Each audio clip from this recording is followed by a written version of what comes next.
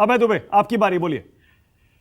पहले तो मैं इन सारी गाली गलौचों का जवाब जरूर दूंगा मानक जी, मत चिंता कीजिए।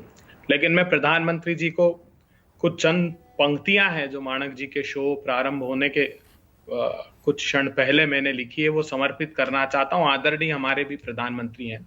वे बोलते तो बहुत हैं मगर मुंह नहीं खोलते। वे बोलते तो बहुत है मगर मुंह नहीं खोलते। वे अपने दल की रैलियों में, सभाओं में, राजनीतिक आबो हवाओं में बोलते तो बहुत हैं मगर मुंह नहीं खोलते। मणिपुर के रक्त रंजित दुख दर्द पर, कश्मीरी पंडितों के कत्ल पर, सांप्रदायिक हिंसाओं के जख्म पर कभी मुंह नहीं खोलते। उनकी बोली देश के जख्मों पर मरहम लगाएगी, लेकिन वो बोलेंगे तो उनकी छवि पर आंच आएगी। इसलिए वो अपने दल के लिए बोलते तो बहुत है मगर देश के लिए मुंह नहीं खोलते। प्रधानमंत्री जी, मणिपुर रक्त रंजित हुआ पड़ा है।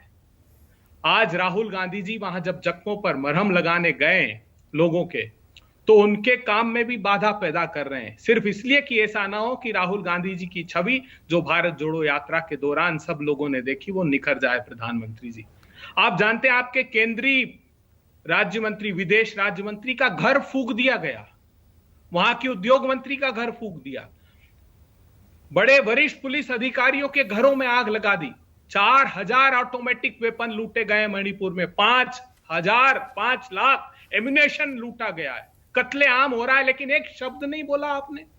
किस मिट्टी के बने हैं प्रधानमंत्री जी? मैं प्रार्थना करता हूं कि प्रधानमंत्री जी आप एक बार मणिपुर के लिए बोलिए जरूर। हमारे देश के अपने लोग हैं, वो जल रहा है मणिपुर, उस पर बोलिए प्रधानमंत्री जी। अब जहां तक बात रही प्रेम शुक्ला जी की, तो प्रेम शुक्ला जी, पहली एक 10 सेकंड में मैं बात बता दूं, कमलनाथ जी के 40 वर्ष के राजनीतिक जीवन में एक क्षण के बराबर भी आरोप नहीं है। उठाकर देखिएगा पार्लियामेंट की डिबेट को। अटल बिहारी वाजपेयी, सुषमा स्वराज जी प्रशंसा करते नहीं थकते थे। नो कमीशन और आयोग बने हैं आज तक 1984 के हिंसा पर।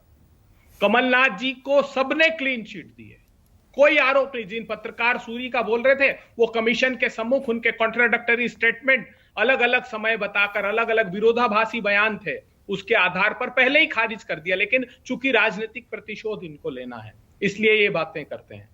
मैं यशवंत देशमुख जी बड़ा आदर करता हूं आपका। कर्नाटका में क्या परिणाम बताए थे आपने? ओपिनियन पोल में क्या परिणाम बताए थे आपके सी वोटर ने? एग्जिट पोल में क्या परिणाम बताए थे? देश को बताइए।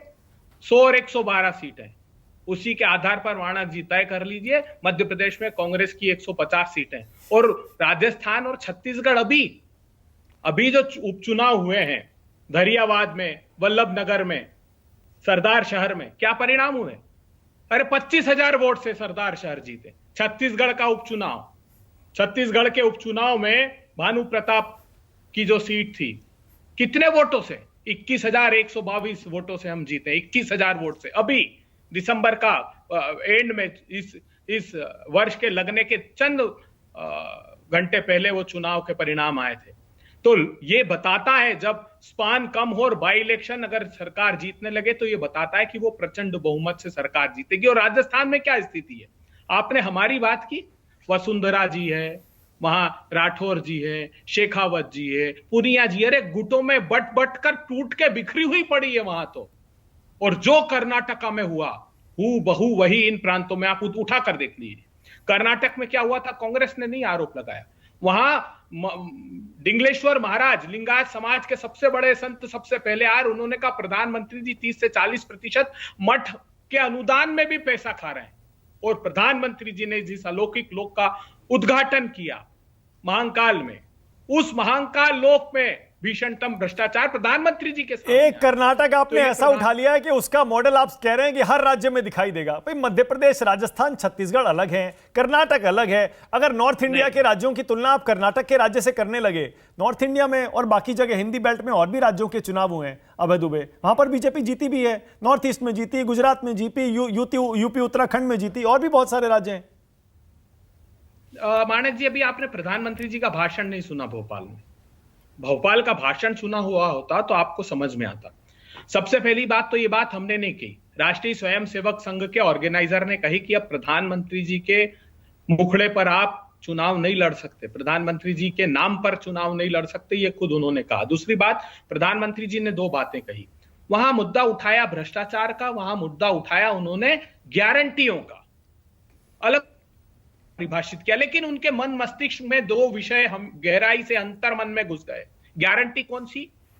वो गारंटी कांग्रेस पार्टी की जो 500 रुपए का गैस का सिलेंडर है, पुरानी पेंशन योजना, 1500 रुपए बहनों को, 100 रुपए की बिजली माफ, 200 रुपए का हाफ, और सभी प्रांतों में, सिर्फ मध्य प्रदेश में नहीं।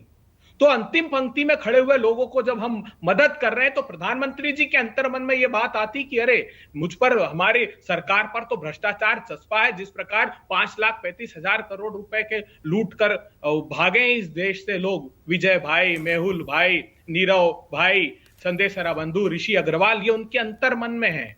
उनको इस बात का आभास है कि किस प्रकार गारंटी, जब ये बात शब्द उनके कानों में गूंजता है, भ्रष्टाचार गूंजता है, तो उनको याद आता है कि 5,38,000 करोड़ रुपए का जो एनसीएलटी का घोटाला हुआ है, 99% हेयर कट का, 12 लाख करोड़ का नॉन परफॉर्मिंग असेट, किस प्रकार एक धन्ना सेठ 12 लाख करोड़ की नेटवर्थ कमा गया। उनके अजीज मित्र पर जो आरोप है कि कैसे स्टॉक मैनिपुलेशन अडानी ने किया, कैसे राहुल गांधी जी ने सदन में आरोप लगाए थे कि जहां जहां प्रधानमंत्री जी गए वहां उसको कॉन्ट्रैक्ट मिले, तो ये अंतर्मन में था, वो रिफ्लेक्ट हो रहा था, और ये हार के कारण है। भीषणतम महंगाई, बेरोजगारी की आग में झोंकना और संसाधनों की लूट, और यही निर्णायक भूमिका। ठीक है, ओके। संजय कुमार और यशवंत देशमुख, क्योंकि यशवंत को जल्दी जाना है, यशवंत एक कमेंट करना चाह रहे हैं। यशवंत बोलिए।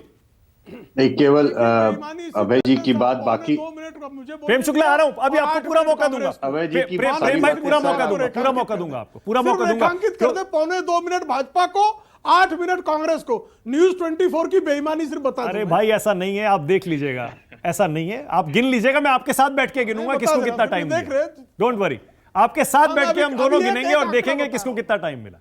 ऐसा बिल्कुल बेईमानी नहीं होती है, बिल्कुल इतनी चिंता मत करिए आप। आ रहा हूं, अभी लौट के आ रहा हूं, यशवंत बोल रहे हैं, उनको जाना है, उसके बाद आता हूं, पूरा टाइम दूंगा, डोंट वरी। यशवंत बोलिए, बोलिए। अभय जी का सात्विक क्रोध जो है वो सराखों पर केवल इतना ही है कि उन्होंने जो कंजर्वेटिव साइड कर्नाटक की थी वही बताई, जो हमने ऊपर की तरफ 130-135 तक की रेंज बताई थी वो उन्होंने नहीं बताई। और 18 महीने अभय जी हम अकेले थे जो गला फाड़ करके नेशनल मीडिया में चिल्ला रहे थे कि कर्नाटक में कांग्रेस की सरकार बन रही है। कोई दूसरा सर्वेयर नहीं था जो कांग्रेस में आपकी सरकार बना रहा था। तीसरी चीज, 5 साल पहले हम 108 से 128 तक कांग्रेस को रेंज दे रहे थे। कांग्रेस की सर्वे के साथ में हमारी सबसे बड़ी विडंबना यही है अभय जी, हम हमेशा सीटें जितनी देते हैं उससे कांग्रेस की सीटें कम आ जाती, और इसलिए हमको बहुत बहुत खुशी होगी अगर हम जितना बोल रहे हैं उससे ज्यादा कांग्रेस की सीटें आए। लेकिन इतना जरूर तय है कि ये ट्रैकर है, आज की तारीख में आज क्या स्थिति है वो बता रहा है। आने वाले समय में जब समय में कुछ और ट्रेंड बदलेंगे, नए ट्रेंड में नए ट्रैकर जो आंकड़े होंगे वो आपके सामने आएंगे। ठीक है, बाकी आपका सात्विक क्रोध जो है वो मैंने पहले ही बोल दिया कि वो सर आंखों पर आप 10 सेकंड सिर्फ मानंद जी, 10 सिर्फ 10। अच्छा अबे जल्दी से 10 सेकंड सिर्फ, जल्दी से। देखिए प्रेम जी फिर अपना मीटर निकाल लेंगे, मैं उनको दे दूंगा पूरा। आपने जिस चंबल क्षेत्र का, चंबल और बघेलखंड का जिक्र किया था, उससे भी बहुत अच्छे परिणाम हमको विंध्य में मिलने वाले हैं।